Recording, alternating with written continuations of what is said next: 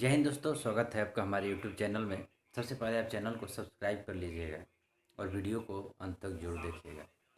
आज हम बात करने वाले जो बिहार बीएड को लेकर, बिहार बीपीएससी को लेकर रिलेटेड मैटर है, टीचर्स रिक्रूटमेंट को लेकर मैटर है। जो आज सुप्रीम कोर्ट ने ऑर्डर दिया है कि ऑर्डर दिया है, रिटन में नहीं आया है लेकिन निकल कर सामने आ रहा है, न्यूज़ में सर्कुलेट हो रहा है कि जो बीएड हैं वो 1 से 5 से बाहर हो गए। जो बीएड वाले अभ्यर्थी हैं वो 1 से 5 के टीचर के फॉर्म नहीं भर सकते हैं या फिर 1 से 5 के टीचर नहीं बन सकते हैं। तो ये जो केस था, ये 2018 का केस था। राजस्थान सरकार बनाम एनसीटी के द्वारा किया लड़ा जा रहा था, जिसमें राजस्थान सरकार की जीत होती दिख रही है।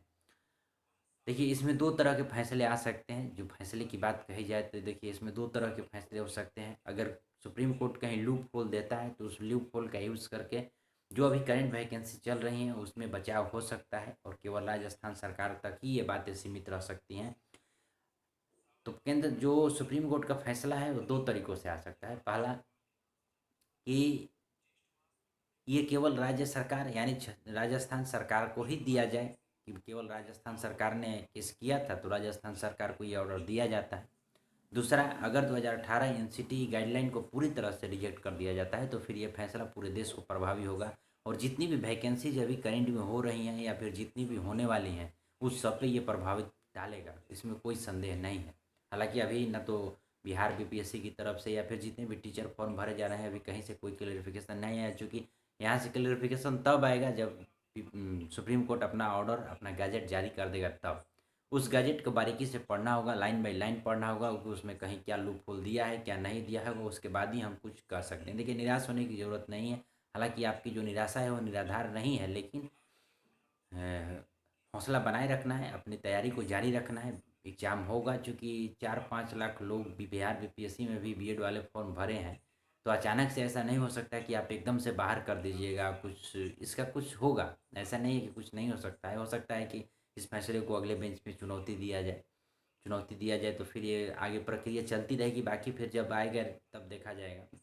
लेकिन अभी क्या परिस्थिति ये है कि अभी परिस्थिति, अगर जब तक हम वेट करेंगे तब तक कि जब तक सुप्रीम कोर्ट का रिटन ऑर्डर ना आ जाए। जैसे ही रिटन ऑर्डर आएगा हम आपके सामने फिर आएंगे उस रिटन ऑर्डर के एनालिसिस करने के लिए कि उसमें क्या लूप होल्स दिए गए हैं और क्या नहीं दिया गया है। और जितने भी लोगों ने फॉर्म को भरा, बिहार बीएड हो या फिर झारखंड टीचर हो, मध्य प्रदेश टीचर हो या फिर पंजाब टीचर को, जितने भी या फिर के बीएस हो, जिन्होंने बीए बीएड हो और 1 से 5 के लिए फॉर्म भरा है, उन्हें निराश होने की बिल्कुल भी ज़रूरत नहीं है। आप एकदम से अपनी तैयारी में लगे रहिए। कुछ ना कुछ इसका समाधान जरूर निकलेगा, बीच का रास्ता जरूर निकलेगा। सुप्रीम कोर्ट इतना आसानी से इसे निरस्त नहीं कर सकता, क्योंकि उस वो भी समझता है कि काफ़ी लोगों का इसमें लाइफ जो है स्पॉइल हो सकता है। काफ़ी लोगों का लाइफ जो है वो चेंजिंग मूड में आ सकता है। अचानक से एकदम से ऐसा कर देने से बहुत सारी परेशानियों का सामना करना पड़ेगा। अगर ये बातें पहले बताई गई होती, जैसे गया वैसे ही खबरें आ जाती, तो जो अब तक लोग 2018 के बाद अब तक बीएड किए, सीटेट का फॉर्म भरिए, सीटेट का पैसा दीजिए, अब तक बहुत सारे पैसों की जो बर्बादी हुई वो कतई नहीं हुई होती। अगर अगर ऐसा ऑर्डर आता है तब हम नहीं कहते हैं कि अभी ऑर्डर रिटन में नहीं आया है। जब तक रिटन में ऑर्डर नहीं आता है तब तक हम कुछ नहीं कर सकते हैं। हमें आशा है कि जो भी सुप्रीम कोर्ट फैसला लेगा, जो भी सरकारें फैसला लेंगी, जो भी एनसीटी फैसला लेगा, वो जो अभ्यर्थी हैं उनके उनके ध्यान में रखकर भी लिया जाएगा। अब आगे क्या होता है अब ये देखने वाली चीज़ें हैं। क्योंकि ये स्टेट का अपना भी मैटर हो सकता है, स्टेट के अपने भी कुछ अधिकार हैं और उससे भी कुछ कर सकता है वो। अब सीटेट का ही देख लीजिए, सीटेट में सीबीएसई रखता है कि 90 आप लाएँ तभी पास हैं, 82 लाएंगे तभी पास है, अलग अलग कैटेगरीज की। लेकिन जब बिहार में वैकेंसी या फिर अदर स्टेट में कहीं वैकेंसी होती है तो 75 में भी आपको फॉर्म भरवाया जाता है, 82 पे भी फॉर्म भरवाया जाता है जिनका 90 है, लेडीज़ में, जनरल, वुमेंस में, और 90 तो जनरल का रहता ही है। तो ये चीज़ें अपनी भी कुछ अधिकारें हैं जिसे सरकार यूज कर सकती हैं। बाकी तभी यूज कर सकती हैं जब पूरा रिटेन में ऑर्डर आ गए, उस रिटेन ऑर्डर में कुछ लूप होल्स हों, तभी उस लूप होल्स का यूज किया जा सकता है।